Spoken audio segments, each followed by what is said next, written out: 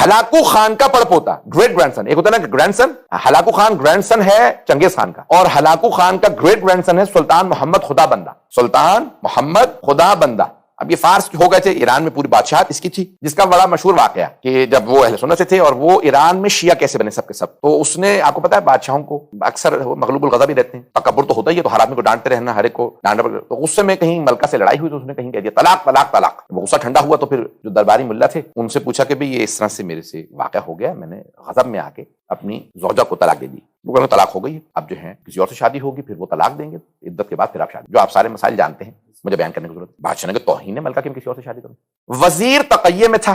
سلطان محمد خدا بندہ کا جو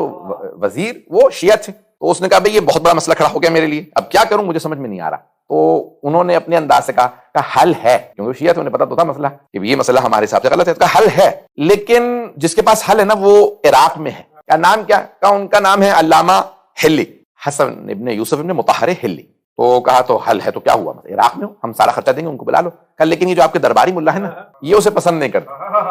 یہ نہیں بتایا کیوں،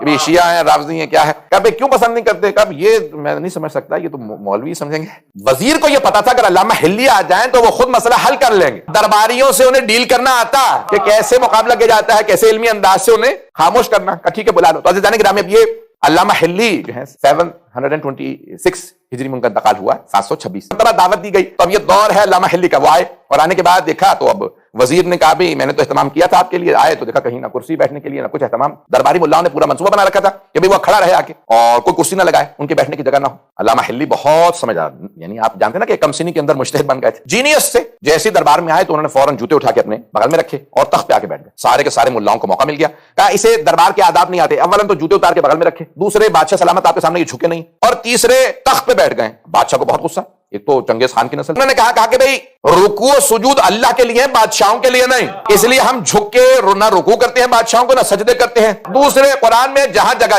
پاؤ وہاں بیٹھ جاؤ، تو جگہ تو تخت پہ ہی تھی، تو آداب تو دربار والوں کو نہیں آتے کہ پہلے کے اسی لیے مسند بچھا دی جائے، نہ جانے کسے کسے کھڑا رکھا تھا۔ اور تیسرے جوتے میں نے اپنے بغل میں اس لیے رکھ لیے تھے کیونکہ چوتھے امام نے ہمارے نے انہوں نے نام لیا، میں مجبوراً نہیں لے رہا ہوں، تو انہوں نے چاروں کے نام لکھا کہ انہوں نے رسول خدا کے مسجد نبوی سے جوتے چرا لیے۔ تو انہوں نے کہا امام احمد بن حنبل تو تھے ہی نہیں رسول خدا کے زمانے میں، وہ تو 175 سال بعد آئے ہیں، یہ آپ نے اتنی بڑی تہمت لگا دی ان پہ۔ تو کہنے کہ نہیں مجھ سے غلطی ہو گئی، وہ ان سے پہلے امام شافعی رہے ہوں گے۔ انہوں نے کہا وہ 135 سال بعد آئے ہیں، وہ بھی رسول خدا کے زمانے میں نہیں تھے۔ کہا پھر مجھ سے دھوکہ ہو رہا ہے، وہ امام مالک رہے ہوں گے جنہوں نے چوری کی ہو،